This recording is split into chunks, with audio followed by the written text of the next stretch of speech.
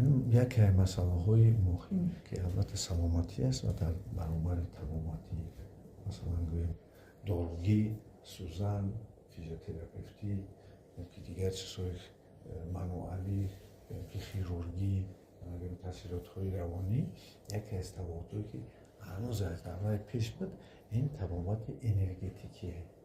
این پیش مگنتیزم هم میگفتن، این تبابات و نور هم میگفتن.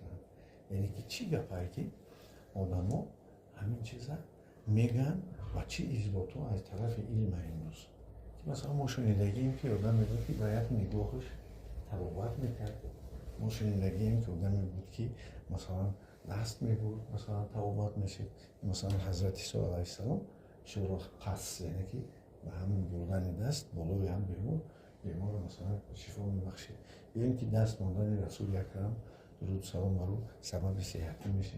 بعضی ما طبیبا رو میبینیم مسیر میرسونن.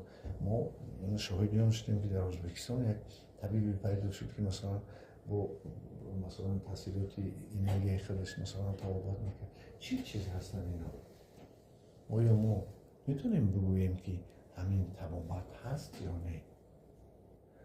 ما میدونیم که در دنیا بغیر از چیزی متریالی، یعنی اینکه سرکرده ما آتش را حساب میکنیم که پلازما اینه که به هر حال میبینیمش، ما هوا را حساب میکنیم که از حساب شمال بودنش ما نفس میگیریم میفهمیم، ما حساب آب میفهمیم که این یک ساختاری این همین دنیا رو میسازه و حساب خاک، یعنی که اون چیزی که در حالتی پلازما هست بوغی است، حالتی مایگی است و حالتی سختی. 4 حالتی ماتریا همین هستی که ما روشون سر کار میکنیم و 4 عنصری که تاجیکا دورش گفتن که اساسی ساختمان دنیا هست. آیا یکون چیز دیگر است؟ البته هسته. یعنی که این ما میگیم یک نیرو که تاجیکای ما جانانش میگن، در عربی روح القدسش میگن، در هندوی پرانش میگن، خیتوی چیش میگن، نمیسا آد میگن، یونانی ها افیرش میگن، روس ها سویتای دوخ میگن و امروز ما میدونیم که علمی حاضره میگه که یک قوای هست در آسمان که آسمان را به تنظیم میارد، این قوای الکترومگنیتی کیهان است. یعنی تصور کنید که شما اگر برای قوای الکترومگنیتی را بفهمید بدونید که بحر است، اقیانوس است و در درون ماهی ها شنا میکنند، سرکرده از کیتی کلان نهنگ تا یک ماهی خود یا که پلانکتون زرعه خودی که و نهنگ ها میخورند. تصور کنید که همین سیاره ها هم در همین حالت قرار دارند، ستاره ها و حرکت میکنند در بحری انرژی نیرو، یعنی که جای خالی در عالم نیست. مثال یاد میگیریم برای شما بفهمید. بدن ما عبارت هست از سیستم رگودی، سیستم هاضمه، سیستم اخراج، سیستم تکیه‌باف، سیستم حس، سیستم عصب و تارهای عصب. تصور کنید که یعنی بدن ما عبارت است. سیستم عبارت است از عضوها.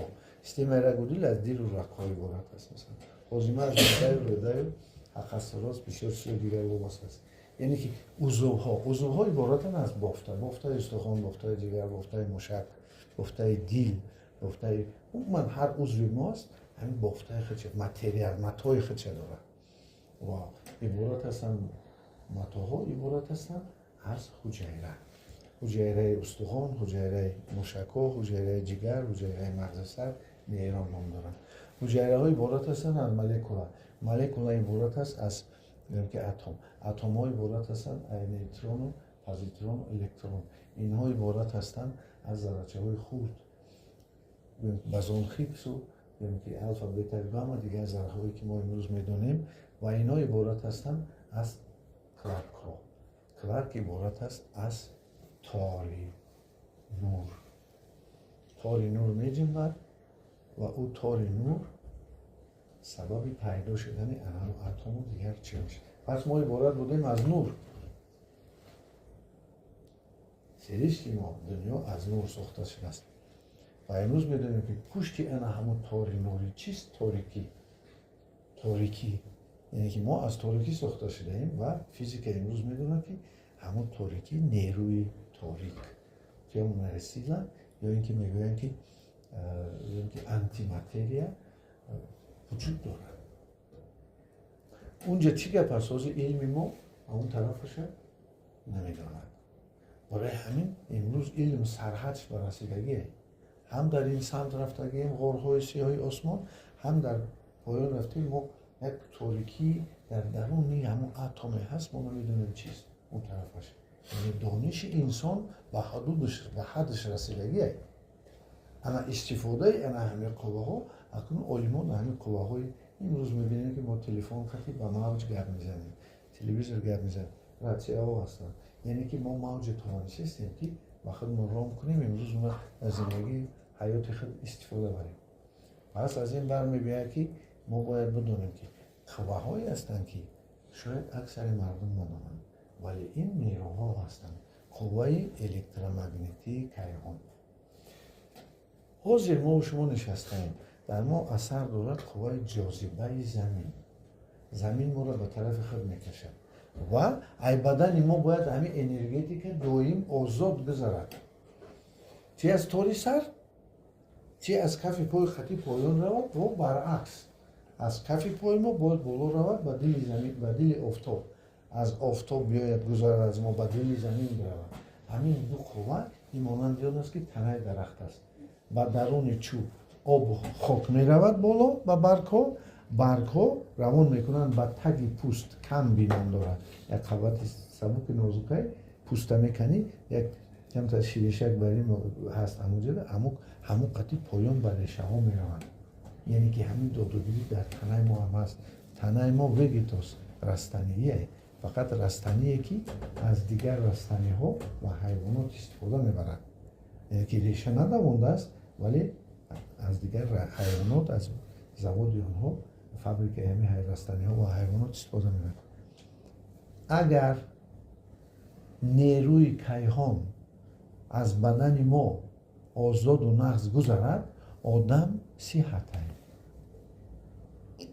و اگر بدن انسان محکم شود